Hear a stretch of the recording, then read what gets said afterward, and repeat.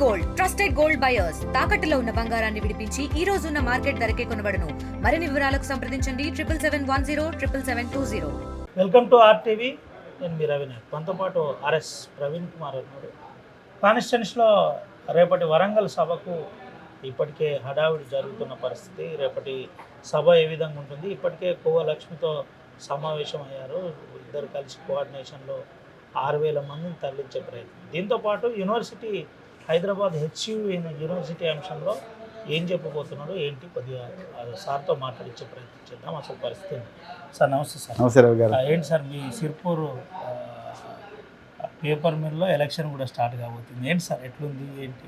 చాలా బాగుందండి. జనాలు ముఖ్యంగా కార్మికులు వాళ్ళందరూ కూడా వాళ్ళ సమస్యలు పరిష్కారం చేయించగలిగే సత్తా కేవలం బీఆర్ఎస్ పార్టీకే ఉందన్న నమ్మకం వాళ్ళ లోపల చాలా బలంగా ఉంది. ఇంతకుముందు ఉన్న నాయకులు కేవలం ఆ పేపర్ మిల్లు దాని చుట్టూ ఉన్న సమస్యలను వాడుకున్నారు తప్ప వాళ్ళకు శాశ్వత పరిష్కారం ఇచ్చే ప్రయత్నం అయితే వాళ్ళు ఎవరు కూడా చేయలేదు. అందుకొరకు మరి ముఖ్యంగా ఏమవుతుందంటే సిర్పూర్లో ఈ స్థానికులకు చాలా అన్యాయం జరుగుతుంది. స్థానికులకు 15,000 20,000 ఇవ్వడం, బయట నుంచి తీసుకొచ్చిన ఛత్తీస్గఢ్, జార్ఖండ్, ఉత్తరప్రదేశ్, మధ్యప్రదేశ్ లాంటి రాష్ట్రాల నుంచి వచ్చిన ఎంప్లాయీస్కి ఏమో 40,000 50,000 ₹1,00,000 ఇవ్వడం, ఇవన్నీ కూడా కార్మికులకు చాలా క్లియర్గా అనిపిస్తున్నాయి. నిజానికి సిర్పూర్ పేపర్ మిల్కు ఈ తెలంగాణ ప్రభుత్వం ఇవ్వని రాయితీ ఏంది చెప్పండి? జిఎస్టీలో రాయితీ ఇచ్చింది, అదేవిధంగా విద్యుత్లో రాయితీ ఇచ్చింది, అదేవిధంగా వాళ్ళకు ఎక్స్క్లూజివ్ మార్కెట్ యాక్సెస్ ఇచ్చింది. అలాగే నీళ్ళ వీళ్ళు డ్రా చేస్తున్నారు పెద్దవాగు నుంచి, దాని మీద ఒక పైసా కూడా కలెక్ట్ చేయడం లేదు. అలాగే వాళ్ళకు ఇంకా బొగ్గు మీద, తర్వాత వాళ్ళకు వచ్చే కలప, రా మెటీరియల్ మీద, వీటన్నిటి మీద కూడా రాయితీలు ఇచ్చింది. రాయితీలు ఇచ్చి వాళ్ళకు చాలా లిబరల్గా చూసినా కూడా వాళ్ళు స్థానికులకు సహాయం చేయాల్సింది పోయి బయట నుంచి తీసుకొచ్చిన వాళ్ళని తీసుకొచ్చి కంపెనీలో పని చేయించుకుంటా ఉన్నారు. లోకల్ వాళ్ళని మాత్రం ఏ మాత్రం పట్టించుకోవడం లేదు. ఎంత ఘోరం అంటే కనీసం క్యాంటీన్ సౌకర్యం కూడా కల్పించలేని పరిస్థితి. అదేవిధంగా మరి స్థానికులు దాదాపు 200 మంది బయట ఉన్నారు. వాళ్ళు క్వార్టర్లలో ఉంటున్నారు. కనీసం వాళ్ళ క్వార్టర్కు కరెంట్ ఇచ్చే పరిస్థితి లేదు, వాళ్ళ క్వార్టర్లకు సున్నం వేసే పరిస్థితి లేదు, వాళ్ళ కుటుంబాల్లో ఉండే అర్హులైన పిల్లలకు ఉద్యోగాలు ఇచ్చే పరిస్థితి లేదు. ఇట్లా ఎన్నో సమస్యల మధ్యన కొట్టుమిట్టాడుతూ ఉన్నది ఈ కార్మిక లోకం ఇక్కడ. సో అలాగే మరి కంపెనీ నుంచి అంత సుఖంగా ఉన్నదంటే కంపెనీ నుంచి కాలుష్యం వస్తున్నది, కంపెనీ నుంచి వస్తున్న నీళ్లు పెద్దవాగులో కలుస్తున్నాయి. అంటే కంపెనీ నుంచి వచ్చే దుర్వాసన, కంపెనీ నుంచి వచ్చే కాలుష్యం అంతనేమో ఇక్కడ ప్రజలు విలువాలే, కానీ కంపెనీలో జీతాలు ఇచ్చేసరికి ఏమో మధ్యప్రదేశ్, ఛత్తీస్గఢ్, జార్ఖండ్ వీళ్ళే కంపెనీకి ముద్దుబిడ్డల్లాగా కనిపిస్తూ ఉన్నారు. దీనికి మేము పూర్తిగా వ్యతిరేకం. తెలంగాణ వచ్చిందే నీళ్లు, నిధులు, నియామకాలు. మరి నియామకాల్లో ప్రైవేట్ రంగమైనా పబ్లిక్ రంగమైనా తెలంగాణ బిడ్డలకు ప్రిఫరెన్స్ ఇవ్వాలి. తెలంగాణ వాళ్ళు కాకుండా బయటలకు ఇస్తే అది యాక్చువల్గా రాజ్యాంగంలో ఆర్టికల్ 14 వయలేషన్. అది ఒకే పనికి ఇద్దరు వ్యక్తులు సమానంగా పనిచేస్తున్నప్పుడు సమానమైన వేతనం ఇవ్వాలి. కానీ జార్ఖండ్ వాళ్ళకు ఒక వేతనం, మాకు ఒక వేతనం అనేది కరెక్ట్ కాదనేది మేము తీసుకున్న నిర్ణయం. తప్పకుండా రాబోయే రోజుల్లో ఎలక్షన్లో కూడా, ఇన్ఫాక్ట్ ఎలక్షన్లు కూడా బీఆర్ఎస్ పార్టీ ఈ 2023లో 2022లో పోరాటం చేసి ఆయన లేబర్ కమిషనర్ కృష్ణాదిత్య గారి దగ్గరికి పోయి ఆయన దగ్గర నుంచి మొత్తం కూడా తీసుకొని వచ్చినందుకు ఇప్పుడు వాళ్ళు ఏదో బేసిక్ ప్రిపరేషన్ స్టార్ట్ చేసిందని తెలిసింది. తప్పకుండా ఈసారి కార్మికులందరూ కూడా బీఆర్ఎస్ వైపు ఉంటారు నమ్మకం. ఏంటి సార్ హైదరాబాద్కి పరిమితం అయ్యే ప్రవీణ్ కుమార్, హైదరాబాద్కున్న ప్రవీణ్ కుమార్ కాగజ్నగర్ కచ్చిను హడావిడి చేస్తున్నాడు. కౌటాల, బెజ్జూరు, ఈజ్గామ్ ఇట్లా ఏజెన్సీ కూడా విజిట్ చేస్తున్నాడు. ఏంటి ఎట్లుంది రెస్పాన్స్, ఎట్లుంది, ఏంది అసలు పరిస్థితి? తుంగభద్ర నదిలో పుట్టిన ప్రాణహితలో కలిసిపోతా అని చెప్పి ఆ రోజే చెప్పినాను. అవును సార్. పుట్టింది అలంపూర్లో, చచ్చేది సిరిపూర్లో అని చెప్పినాను. నేను ఆ మాట కట్టుబడి ఉన్నా. నేను అందరిలాగా ఏదో డామ్ డూమ్ డైలాగులు కొట్టి 4 డప్పులు కొట్టి డప్పుల పని అయిపోయిన తర్వాత డప్పులు మూట కట్టుకొని పోయే వ్యక్తిని కాదు అని ఆ రోజే చెప్పిన. నేను సిర్పూర్ నన్ను హక్కున చేర్చుకున్నది. ఒక తల్లి కన్నది, ఇంకొక తల్లి నన్ను పెంచింది. సో సిర్పూర్ నన్ను హక్కున చేసుకున్నది కాబట్టి నేను సిర్పూర్కు కట్టుబడి ఉన్నాను. నేను ఆ రోజు చెప్తాను, ఈ రోజు చెప్తాను. నేను రకరకాల పరిస్థితుల కారణాల వల్ల నేను ఓడిపోయినంత మాత్రం ఈ ప్రజల మీద కోపం పెట్టుకోవడమో, లేకపోతే ఈ ప్రజలు నన్ను ఆదరించలేదనో, లేకపోతే ఇంకేదో కారణాల వల్ల నేను ఈ ఊరికి దూరంగా పోలేదు. ఈ ప్రాంత ప్రజలు చాలా పేదరికంలో ఉన్నారు. వాళ్ళకు ఏం జరుగుతుందో కూడా వాళ్ళకి తెలియడం లేదు. వాళ్ళ మీద ఎట్లా దోపిడీ జరిగిందో కూడా తెలియలేదు. వాళ్ళ గురించి, వాళ్ళ బాధల గురించి ప్రభుత్వం దగ్గరికి తీసుకుపోయే నాదుడు కూడా ఇక్కడ ఎవరు లేరు. ఈ ప్రాంతాన్ని అంతా కూడా కొంతమంది వలస వచ్చిన గూండాలు ఏలిండ్రు. సో అది వాస్తవం. వాళ్ళు ఏ పద్ధతిలో ఏలిండ్రు ఏంది వాళ్ళ పేర్లు ఇక్కడ అనవసరం. అది ఈ ప్రాంత ప్రజలందరికీ కూడా తెలుసు ఆ దొంగలు ఎవరో. ఆ గూండాల నుంచి వీళ్ళకు ఈ ప్రాంత ప్రజలకు విముక్తి కల్పించాలి. వాళ్ళు ఇవాళ అంబలి పెడితేనో లేకపోతే ఉచిత అన్నం పెడితేనో మాకు మంచి పేరు వస్తుంది అనుకుంటే వాళ్ళంత అమాయకులు ఇంకోరు ఉండరు. ఈ ప్రాంత ప్రజలు అంబలి అన్నం కోరుకుంటలేరు. మాకు ఉపాధి కావాలి, మా భూముల మీద మాకు హక్కులు కావాలి, మాకు ఎవడి గూండాగిరి కూడా ఇక్కడ ఉండకూడదు, మేము ప్రశాంతంగా బతకాలి, మాకు స్వేచ్ఛ కావాలి, మేము ఈ తప్పును తప్పనాలి, రైట్ని రైట్ అనాలి అన్న ఒక స్వేచ్ఛ. నువ్వు తప్పు చేస్తే తప్పు అంటావు, మా ప్రాంతాన్ని కాపాడుకుంటావు అన్న ఒక భావన వాళ్ళ లోపల ఉంది. ఆ భావన అణిచివేసి ఎవరినైనా కూడా లైక్ చేయరు. సో అందుకొరకు నాకు చారిత్రాత్మకమైన బాధ్యత ఉంది, నైతిక బాధ్యత కూడా ఉంది ఈ ప్రాంతంతో ఉండడానికి. అందుకొరకు నేను తప్పకుండా ఈ ప్రాంతం టీఆర్ఎస్ ప్రభుత్వం గతంలో ఇచ్చిన కనెక్టివిటీ, రోడ్స్, బ్రిడ్జులు ఇలాంటి పలు అంశాల మీద అభివృద్ధి అంశంలో ఇప్పుడు ఆగిపోయింది, కుంటుపడిపోయింది. కనీసం ప్రవీణ్ కుమార్ ధర్నా చేయట్లేదు, మాట్లాడట్లేదు, నోరు మెదపట్లేదు. ఎందుకని ఎమ్మెల్యే అయిన ఇద్దరు ఒకటైనరా, లేదంటే కావాలనే నోరు మెదపట్లేదా, ఎందుకు మెదపట్లేదా అని అడుగుతున్నారు. మాట్లాడుతున్నది కేవలం ప్రవీణ్ కుమారే. మాజీ ఎమ్మెల్యేలు వాళ్ళు మాటలు గొంతు నొక్కింది మాజీ ఎమ్మెల్యే. ఓకే, ప్రజల గొంతు నొక్కింది మాజీ ఎమ్మెల్యే. ఆయన ఏం మాట్లాడనిచ్చిండు, ఎవరిని మాట్లాడనిచ్చిండు? గూడెం ఇంతసేపు ఆయన చెప్పిందంటే గూడెం బ్రిడ్జ్ అంటున్నాడు. అదొక్కటే కాదు కదా, వందల రోడ్లు అసంపూర్తిగా ఉన్నాయి, వేసిన రోడ్లు పోయినాయి. అప్పటికే ఎవరు వేసింది, ఎవరి ఆశీర్వాదంతో వేసిండ్రు, ఎవరి కన్సర్న్ వేసినారు, వర్క్ చేయకుండానే బిల్లులు ఎత్తింది ఎవరు? వాళ్ళందరినీ బరాబర్ ఉన్నాయి. విజిలెన్స్కి నేను కంప్లైంట్ ఇచ్చిన, బరాబర్ ఉన్నాయి. రాబోయే రోజులు ఇంకా కంప్లైంట్ ఇవ్వబోతున్నా. మొన్న మేము బట్పల్లి అందెల్లి పోయినాం, రవి గారు పోతే మొత్తం బ్లాక్ అయిపోయినాయి, కూలిపోయినాయి అప్పుడే. అరే, ఊరు నుంచి ఒక ఫ్లడ్ డ్రైన్ను తీసుకొస్తారు. ఫ్లడ్ డ్రైన్ తీసుకొచ్చి వాగులను దేంట్లో కలపాలి కదా, మధ్యలో ఆపేసిండ్రు. మరి వచ్చిన ఫ్లడ్ వాటర్ అనేది ఎక్కడ పోవాలి? మళ్ళీ ఇళ్ళలోకి రావాలి. అంటే ఈ మాత్రం తెలివి లేకుండా 10 సంవత్సరాలు ఎమ్మెల్యేగా పనిచేసిండ్రా? సో ఏమంటున్నంటే అసలు ఈ ప్రజల గురించి మాట్లాడుతున్నదే ప్రవీణ్ కుమార్. మిగతా వాళ్ళందరూ కూడా వాళ్ళ అధికారాన్ని ఎంజాయ్ చేసిండ్రు. వీళ్ళందరి ఆస్తులు సంపాదించుకున్నారు. ఆస్తులందరూ కూడా ఆంధ్రలో కొంతమంది పెట్టుకున్నారు, ఇంకొంతమంది ఇంకో దగ్గర పెట్టుకున్నారు. ఇప్పటికి కూడా ప్రజలను పిప్పి చేస్తున్నారు. ఇక్కడున్న వాళ్ళకి ఎవ్వరికి కూడా ఈ ప్రజల బాగోగులు పట్టడం లేదు. వాళ్ళకి ఎంతసేపు అధికారం వాళ్ళ దగ్గర ఉంటే చాలా, అధికార పార్టీ ఎక్కడ ఉంటే అక్కడ పోయే అలవాటున్న స్వార్థపరులు. వీళ్ళంతా కూడా రైతులకు ఏదో కలిసినట్టున్నారు, వారికి సంబంధించిన అంశంలో టేకప్ చేసినట్టున్నారు ఈజ్గాంలో. ఏంటి సార్, ఏం జరుగుతుంది ఈజ్గాంలో? ఇప్పుడు ఈజ్గాంలో మన వచ్చిన వడగళ్ళ వానలో వందలాది ఎకరాలు నాశనం అయిపోయినాయి. ఇలా చేతికి వచ్చిన మొక్కజొన్న పంట కథమైపోయింది, వరి పంట కూడా కథమైపోయింది. వాళ్ళకు రాష్ట్ర ప్రభుత్వం నష్టపరిహారం ఇవ్వకపోయా. ఇప్పుడు ఉన్న ఎమ్మెల్యే బీజేపీ హరీష్ బాబు గారు ఎట్లా గెలిచిండు అనేది మీ అందరికీ తెలుసు. సో ఆ బీజేపీ ప్రభుత్వంలో ప్రధానమంత్రి ఫసల్ బీమా యోజన అని ఆయన అంటున్నాడు. మరి ప్రధానమంత్రి దగ్గర పోవాలి కదండి. ప్రధానమంత్రి దగ్గరికి పోయి ఫసల్ బీమా యోజనలో మరి 20,000 30,000 ఎకరాన్ని కంపెన్సేషన్ పట్టుకురావాలిగా. ఈయన కూడా ప్రధానమంత్రి ఫసల్ బీమా యోజన ఇవ్వాలంటారు. నీ పార్టీ ప్రధానమంత్రి, నీ పార్టీ, నువ్వు కూడా బీజేపీనే, మరి నువ్వు ఎందుకు ప్రధానమంత్రి ఫసల్ బీమా తీసుకొస్తలేవు? అంటే ఇట్లాంటి చేతగాని వ్యక్తులందరూ ఇలా దురదృష్టవశాత్తు ఈ ప్రాంతానికి మోపైనరు. ఒకవైపు స్వార్థపరులు ఉన్నారు, ఇంకోవైపు గూండాగిరి నడుస్తున్నది, ఇంకోవైపు చేతగానితనం ఉన్నది. ఇలాంటి వాళ్ళతో ఈ ప్రాంతానికి లాభం జరగదు. ఈ ప్రాంత ప్రజలకు నిజంగా అధికారం అనే రుచి, లేకపోతే అధికారం ద్వారా వాళ్ళు ఏ విధంగా బాగుపడాలన్న ఒక విజన్, అది ఈ ప్రాంత ప్రజలకు ఎప్పుడు కూడా పరిచయం చేయించనివ్వలేదు. మండలానికి 2-3 గూండగాళ్ళని పెట్టిండ్రు. ఆ గూండగాళ్ళు ఆడింది ఆట, పాడిందే పాట. తీసుకురమ్మంటే 500 మందిని పట్టుకొస్తారు, ఓట్లు వేయించమంటే 500 మందితో ఓట్లు వేస్తారు. ఆ విధమైన గుండాగాళ్ళను ప్రోత్సహించిండు గతంలో ఉన్న పాలకులు. నేను అట్లా చేయడం లేదు. అంతా కూడా నీలాంటి యంగ్స్టర్స్ను గ్రామానికి ప్రోత్సహించి మీ ప్రాంతం మీరే ఏలుకోవాలి, మన తెలంగాణ బిడ్డలకే ఇక్కడ హక్కు ఉన్నది, వేరే వాడికి లేదు అనేది నేను చాలా క్లియర్గా చెప్పాను.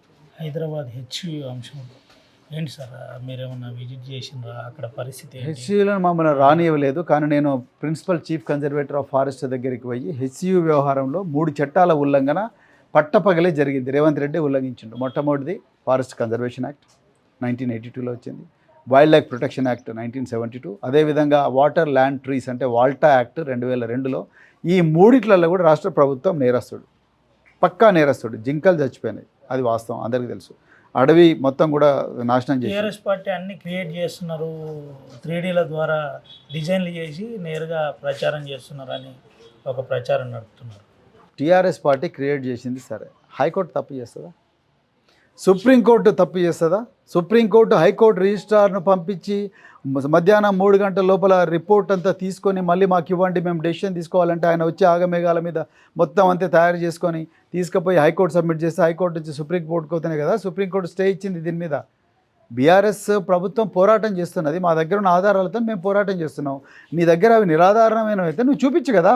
నిజంగా మార్పుడ్ వీడియోస్ అయితే, నిజంగా ఆ వీడియో అయితే నువ్వు ప్రజల ముందర ఆ ఆధారాలు బయటపెట్టు. ఎందుకు భయపడుతున్నావు?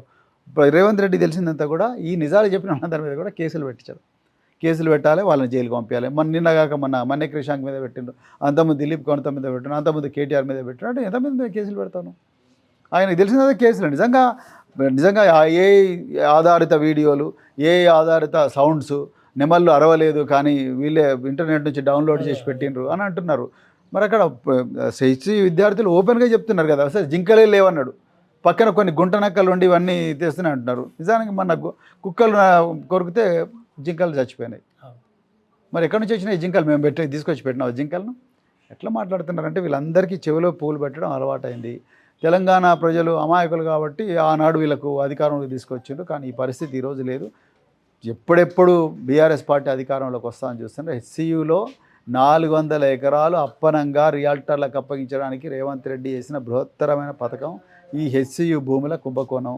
ఇది హెచ్సియుతో ఆగదు. నేను మళ్ళీ చెప్తున్నా మీకు, రాబోయే రోజుల్లో వీళ్ళు 1000 ఎకరాలు కబ్జా చేస్తారు. ఆల్రెడీ చాలా కబ్జాలు చేస్తున్నారు. మీకు ఇంకో విషయం కూడా చెప్పాలి. ఈ రాష్ట్రంలో CCLA అని ఒక ఆఫీస్ ఉంటుంది, చీఫ్ కమిషనర్ ల్యాండ్ అడ్మినిస్ట్రేషన్. ఈ చీఫ్ కమిషనర్ ల్యాండ్ అడ్మినిస్ట్రేషన్కు బాస్ ఎవరయ్యా అంటే పొంగులేటి శ్రీనివాసరెడ్డి, రైట్? వీళ్ళిద్దరు కలిసి 100,000 ఫైళ్ళ మీద కూర్చున్నారు. ఇప్పుడు గ్రామీణ ప్రాంతాల్లో రైతులు హాహాకారాలు చేస్తున్నారు. ఒక్కరి ఫైల్ కూడా కదులుతలేదు. డబ్బులు ఇస్తేనే ఫైల్ మూవ్ అవుతుంది అనేది రైతులు అంటున్నారు.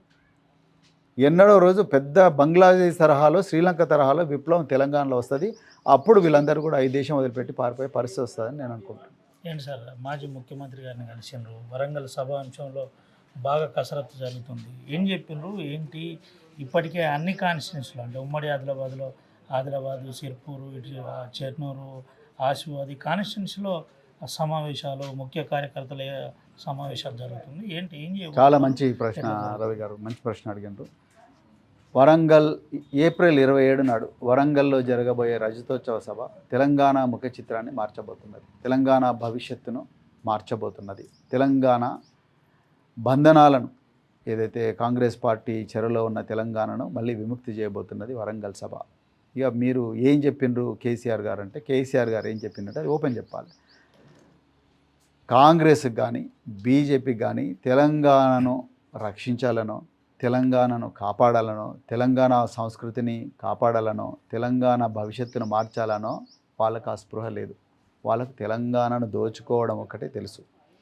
తెలంగాణలో ఉండే వనరులు, మానవ వనరులు కానీ లేకపోతే సంపద కానీ వాటన్నిటిని కూడా వాళ్ళ ఢిల్లీకో గుజరాత్కో తరలించాలనే ప్లాన్తోనే వాళ్ళు వస్తున్నారు తప్ప ఎన్నడూ కూడా తెలంగాణ ప్రయోజనాలు లేవు. కానీ తెలంగాణ రాష్ట్రంతి, ఇప్పుడు భారత రాష్ట్రంతి, ఈ పార్టీకి మాత్రమే తెలంగాణ అనేది వాళ్ళ గుండెలో ఉంటుంది. అందుకొరకు ఇదే విషయం ప్రజలకు చెప్పండి. ఇప్పుడైనా, రేపైనా, ఎల్లుండైనా, గతంలోనైనా తెలంగాణ కోసం పోరాడింది, తెలంగాణ ఆత్మగా మారింది తెలంగాణ రాష్ట్ర సమితి మాత్రమే, భారత రాష్ట్ర సమితి. ఇప్పుడు అందుకొరకే తెలంగాణ ప్రయోజనాల గురించే మనం గ్రామానికి పోవాలి. ప్రజలకు తెలంగాణకు జరుగుతున్న అన్యాయం గురించి చెప్పాలి.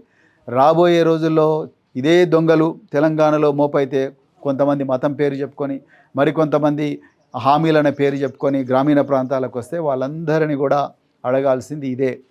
మీరు తెలంగాణ కోసం ఇంత రోజులు ఏం చేసిండ్రు, ఇప్పుడు ఏం చేయబోతున్నారు, మీకు తెలంగాణ కోసం ప్లాన్ ఉన్నదని అడగాలి. వాళ్ళ దగ్గర ఏముండదు. వాళ్ళు నిజంగా ఏమైనా అబద్ధాలు చెప్తే గ్రోక్ ఉంటుంది. గ్రోక్ అని మీకు తెలుసు, ఒక ఆర్టిఫిషియల్ ఇంటెలిజెన్స్ అప్లికేషన్.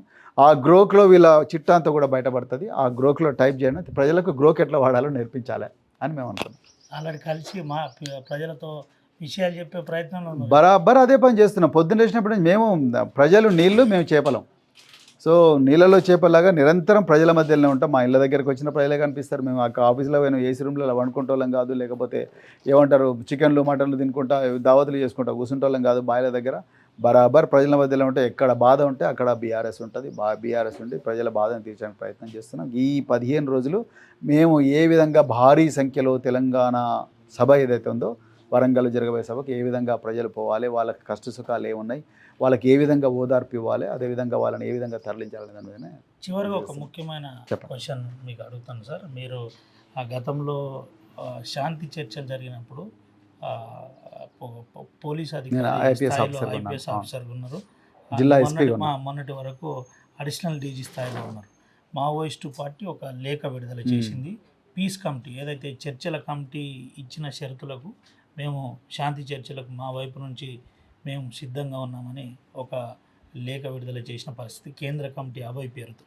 ఎట్లా చూడాలి సార్, మీరైతే ఒక ఐపీఎస్ ఆఫీసరు, ఇప్పుడున్న బర్నింగ్ టాపిక్ దేశంలో ఇదొకటి కగార్ పేరుతో మధ్య భారతంలో హనన ఆపరేషన్ జరుగుతుందని, ఏంటి ఈ లేఖ అంశంలో మీరు గతంలో రాజశేఖర్ రెడ్డి టైంలో ముఖ్యమైన పాత్ర, ఒక ముఖ్యమైన జిల్లాకి ఎస్పీగా ఉన్నారు.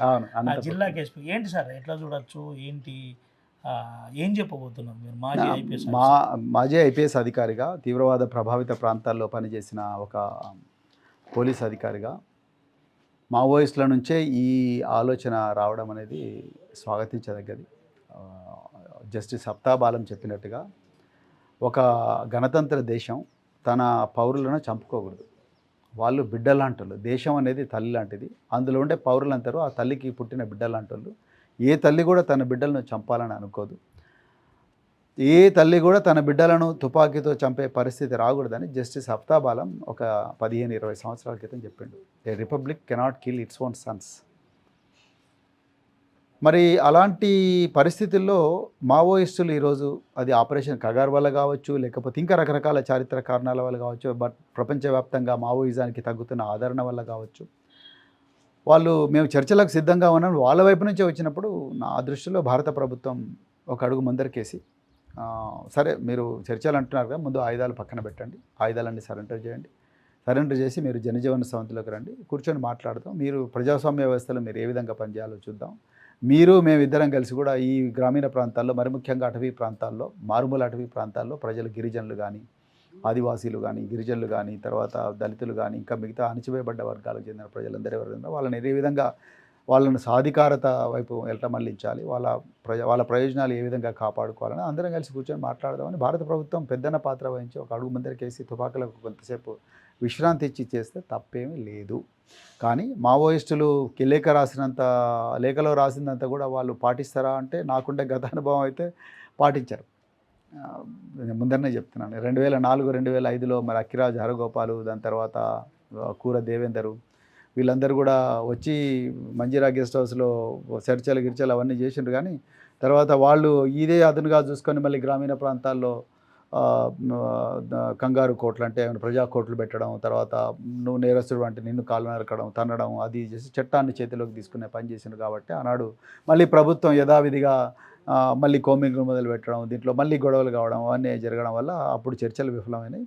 ఆ గత అనుభవాలను దృష్టిలో పెట్టుకొని ఈసారి అలాంటి జాగ్రత్త లేకుండా వాళ్ళు ఆయుధాలు వదిలేసి, ఆయుధాలన్నీ కూడా ప్రభుత్వానికి అప్పగించి, లేకపోతే ఒక ఇండిపెండెంట్ అథారిటీకి ఆయుధాలను అప్పగించి, ఒక భాండాగారంలో, ఆయుధ భాండాగారంలో, లేకపోతే ఆయుధాగారంలో వాటన్నింటి కూడా లాక్ అండ్ కీలో పెట్టేసి, ఆయుధాలకంతా కూడా లెక్క చెప్పి వాళ్ళందరూ కూడా జనజీవన స్రవంతిలోకి వచ్చి ఒక ఇండిపెండెంట్ అథారిటీగా పెట్టి లోకల్ బాడీస్లో, తర్వాత లెజిస్లేటివ్ బాడీస్లో వాళ్ళని ఏ విధంగా కోఆప్ చేసుకోవచ్చు, వాళ్ళని ఏ విధంగా ట్రైన్ చేయొచ్చు అనేది చేసి వాళ్ళని కూడా పెట్టవచ్చు. ఎంతమంది సరెండర్ నక్సలైట్లు ఇవాళ ఎంపీటీసీలు, జెడ్పీటీసీలు కాలేదు. సో అందుకొరకు భారత ప్రభుత్వమే దీన్ని తీసుకోవాలి, అంతే తప్ప ప్రధాని తుపాకులతోనే పరిష్కరించాలనుకోవడం కరెక్టు కాదు. ఒక ప్రభుత్వం ఇప్పుడు ప్రభుత్వం నిజంగా చాలా చోట్ల కూడా సరెండర్కి, మన భద్రాద్రి కొత్తగూడెంలో 80 మంది సరెండర్ అయ్యారు. సో అట్లా ప్రభుత్వం ఇప్పుడు కూడా సరెండర్ని ప్రోత్సహిస్తుంది. రాబోయే రోజుల్లో ఏ ప్రభుత్వం కూడా సరెండర్కి నో అని చెప్పదు. కానీ సాధ్యమైనంత వరకు సాయుధంగా సరెండర్ అయితేనే దానికి శాశ్వత పరిష్కారం ఉంటుంది.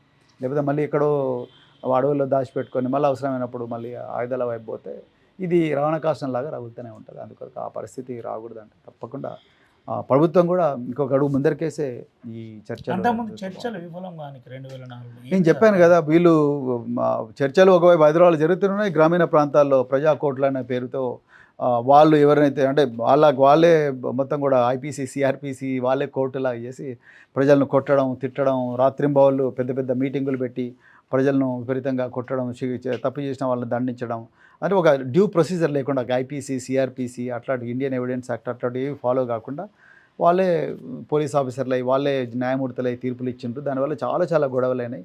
ఇక పోలీసులకు ఏమో ఆదేశాలు, మీరు ఎక్కడ తిరగకండి, మావోయిస్టులు చర్చలు చెప్తున్నారు, కానీ మావోయిస్టులు చూస్తేనేమో గ్రామీణ ప్రాంతాల్లో పోలీసులు ఎవరు తిరగడం లేదని చెప్పేసి వాళ్ళు గ్రామీణ ప్రాంతాలను ఆక్రమించి గందరగోళం చేయడం వల్ల అరాచకం అనేది ప్రబలింది. అందుకొరకు ప్రభుత్వం విధి లేక మళ్ళీ కోమ్మింగులు మొదలుపెట్టే పరిస్థితి వచ్చింది. ఆ పరిస్థితి మళ్ళీ రాకూడదంటే మళ్ళీ రెండు వర్గాలు కూడా జాగ్రత్త తీసుకోవాలి. ఇప్పుడు ఇనిషియేటివ్ మావోయిస్ట్ నుంచి వచ్చింది కాబట్టి ప్రభుత్వం బహుశా ఏదైతే చర్చల పీస్ కమిటీ ఉందో ఆ పీస్ కమిటీలో మేధావులు ఉన్నారు, ఇద్దరు అప్పుడు కూడా ఉన్నారు మేధావులు, ఆరగోపాల్ లాంటి అప్పుడు కూడా ఉన్నారు మేధావులు, అప్పుడు కూడా చాలామంది మేధావులు ఉన్నారు. కానీ మేధావులను వాడుకున్నంతసేపే వాడుకున్నారు. దాని తర్వాత సాయుధ దళాలు గ్రామీణ ప్రాంతాల్లో చేయాల్సిన పనులన్నీ చేసినాయి. ఎందుకంటే అక్కడ ప్రధానంగా గొడవ ఎక్కడ జరిగిందంటే వాళ్ళ ఆయుధాలను పక్కన పెట్టి మేము రాము అన్నారు కాబట్టి ఆ పరిస్థితి అనేది వచ్చింది. ఈసారి ప్రభుత్వం రెండు వర్గాలు కూడా కూర్చొని, నేపాల్లో ఎట్లయితే, నేపాల్లో కూడా ఒకప్పుడు చాలా తీవ్రంగా ఉండేది, కానీ రెండు వర్గాలు కూడా కూర్చొని వాళ్ళ ఆయుధాలను కూడా అప్పగించి వాళ్ళని సైన్యంలోకి, పోలీసుల్లోకి, హోంగార్డ్లోకి ఇంటిగ్రేట్ చేసుకున్నారు కాబట్టి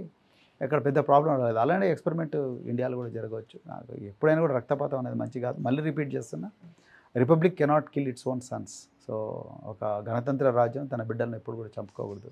రాజ్యం తల్లి లాంటిది. అక్కడ ఉండే పౌరులందరూ కూడా తల్లికి బిడ్డలు లాంటి వాళ్ళు. A mother cannot kill her own sons or daughters. RTV ద్వారా ప్రజలకు రేపటి మీటింగ్ అంశంలో ఏం చెప్పబోతున్నారు? చాలా మంచి ప్రశ్న రవి గారు. సో తెలంగాణ ప్రజలకు, మరి ముఖ్యంగా సిర్పూర్ ప్రాంత ప్రజలకు అందరికి కూడా జై తెలంగాణ. మరి ఏప్రిల్ 27వ తారీఖు నాడు పెద్దలు తెలంగాణ తొలి ముఖ్యమంత్రి శ్రీ కె చంద్రశేఖరరావు గారు బీఆర్ఎస్ పార్టీ పెట్టి కరెక్ట్గా 25 సంవత్సరాలు అవుతున్నది. ఈ 25 సంవత్సరాల ప్రస్థానంలో ఎన్నో ఆటుపోట్లు, ఎన్నో అవమానాలు, ఎన్నో చీదరింపులు, ఎన్నో వెన్నుపోట్లు, ఎన్నో దౌర్జన్యాలు, ఇవన్నిటిని కూడా తట్టుకొని కేసీఆర్ గారు మొత్తం 4 కోట్ల తెలంగాణ ప్రజలను ఒక ఉద్యమ స్ఫూర్తితోనే రాజ్యాంగబద్ధంగా ముందరికి నడిపించారు. ఆ పోరాటం వల్లనే, మరి 14 సంవత్సరాల పోరాటం వల్లనే మనకు 2014లో తెలంగాణ కళ అనేది సాకారమైంది.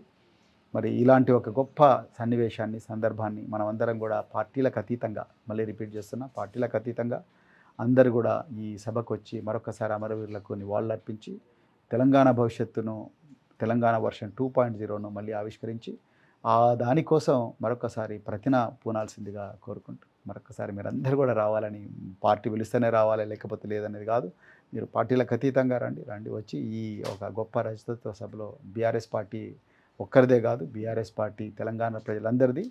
సో తెలంగాణ తల్లి ప్రసవించిన ముద్దుబిడ్డ బీఆర్ఎస్ పార్టీ, తెలంగాణ ప్రజల ఆత్మ బీఆర్ఎస్ పార్టీ, తెలంగాణ ప్రజల భవిష్యత్తు బీఆర్ఎస్ పార్టీ. తప్పకుండా రాబోయే రోజుల్లో మరొక్కసారి తెలంగాణను ప్రపంచ పటంలో గొప్పగా నిలబెట్టే సత్తా ఉన్న ఏకైక పార్టీ, నిబద్ధత ఉన్న ఏకైక పార్టీ బీఆర్ఎస్ పార్టీ. మీరందరూ రావాలని కోరుకుంటూ జై Telangana. Right sir, thank you so much.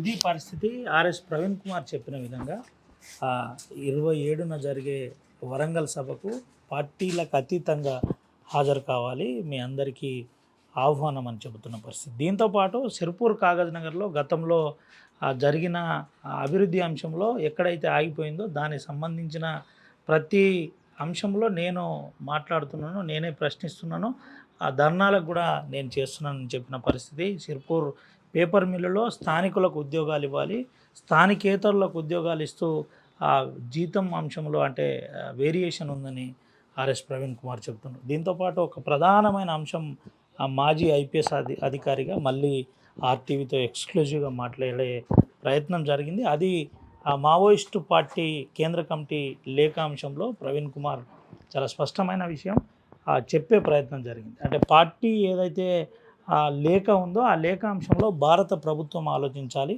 ఒక మెట్టు దిగి ఈ అంశంలో చర్చలు జరపాలి, దానికి ఏదైతే షరతులు ఉన్నాయో ఆ షరతులతో కూడిన చర్చలు, అది ఆయుధాల సరెండర్ కావచ్చు, లేదంటే ఇతరతర అంశాలు కావచ్చు, దాని అంశంలో ప్రభుత్వం సముచితంగా ఆలోచిస్తే బాగుంటుంది. భారతదేశంలో ఉన్న ప్రజలు భారత పౌరులను భారత రాజ్యాంగానికి లోబడే ఉండాలి తప్ప మనది మనమే చంపుకోవడం సరి అయింది కాదు. ఇది ఒక రకంగా నేరం, హనన అని చెప్పే ప్రయత్నం ఆర్టీవీతో జరిగింది.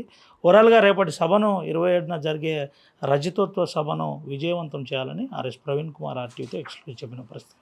ఎవరు సుమంత రవినాయక్, ఆర్టీవీ, ఆదిలాబాద్. మరిన్ని వీడియోస్ కోసం ఛానల్ ని సబ్స్క్రైబ్ చేయండి, లేటెస్ట్ అప్డేట్స్ కోసం వాట్సాప్ ఛానల్ ని ఫాలో అవ్వండి, అండ్ లింక్ డిస్క్రిప్షన్ లో ఉంది.